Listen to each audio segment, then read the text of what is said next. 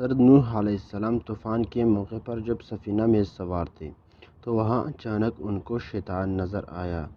انہوں نے کہا کہ تو یہاں بھی پہنچ گیا، اب میں تجھے نہیں چھوڑوں گا جب تک کہ تیرا راز نہ معلوم کر لوں۔ اس کو حضرت نوح علیہ السلام نے پکڑ لیا اور فرمایا کہ تیرا راز مجھ کو بتا کہ تو گمراہ جو کرتا ہے وہ کس راستے سے کرتا ہے۔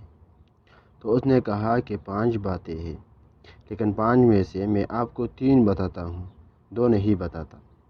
حضرت نوح علیہ السلام کو اللہ کی طرف سے وحی آئی کہ اس مردود سے کہو کہ ہمیں ان 3 کی ضرورت نہیں، وہ 2 ہی ہم کو بتا دے، اس لیے کہ اصل تو وہی 2 ہی راز ہے۔ تو حضرت سیدنا نوح علیہ السلام نے کہا کہ مجھے ان 3 حربوں کی ضرورت نہیں، وہ 2 بتا جو تو نہیں بتانا چاہتا۔ تو اب شیطان مجبور ہو گیا اور کہنے لگا کہ وہ 2 باتیں جس سے میں لوگوں کو گمراہ کرتا ہوں اور آپ کو بتانا نہیں چاہتا تھا، اب سن لیجئے۔ اس میں سے ایک حسد اور ایک حرص ہے۔ پھر شیطان کہنے لگا کہ حسد سے میں گرا اور حرص سے حضرت آدم علیہ السلام گر گئے، اس لیے کہ جب اللہ تعالیٰ نے حضرت آدم علیہ السلام کو بنایا اور ان کو علم عطا فرمایا اور ان کی شان و شوکت کو فرشتوں کے سامنے ظاہر فرمایا، تو اللہ تعالیٰ نے فرمایا کہ آدم علیہ السلام کو سجدہ کرو، تو فرشتے تو سجدے میں گر گئے۔ ابلیس کو تکبر نے روکا۔ تکبر کے بعد حسد پیدا ہوا۔ حسد اس لیے پیدا ہوا کہ ان کی وجہ سے میں اللہ کی نگاہ میں گر گیا ہوں،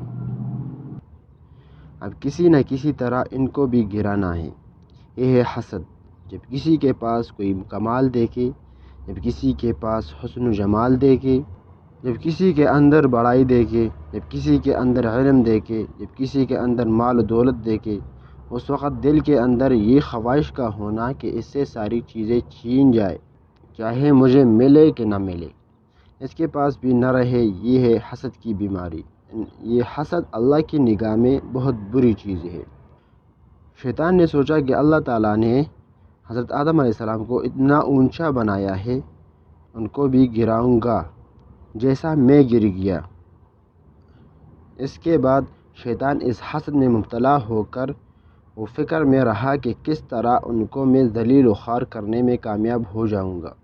یہ ہے حسد، جس کی وجہ سے شیطان گمراہ ہوا اور حضرت آدم علیہ السلام کو جس درخت سے منع کیا گیا تھا جا کر اس کو کھا لیا تھا، اس لیے کہ شیطان نے قسم کھا کر ان سے کہا تھا کہ میں آپ کو اللہ کی قسم دے کر کہتا ہوں کہ اس درخت کو کھانے کے بعد بہت بڑا فائدہ ہے، اور وہ یہ ہے کہ آپ اس کو کھا لیں گے تو کبھی نہیں مریں گے، ہمیشہ زندہ رہیں گے۔ انہوں نے کہا کہ بہت اچھا۔ حضرت آدم علیہ السلام حرص میں آ کر اس کو کھا اور شیطان اپنی مقصد میں کامیاب ہو گیا۔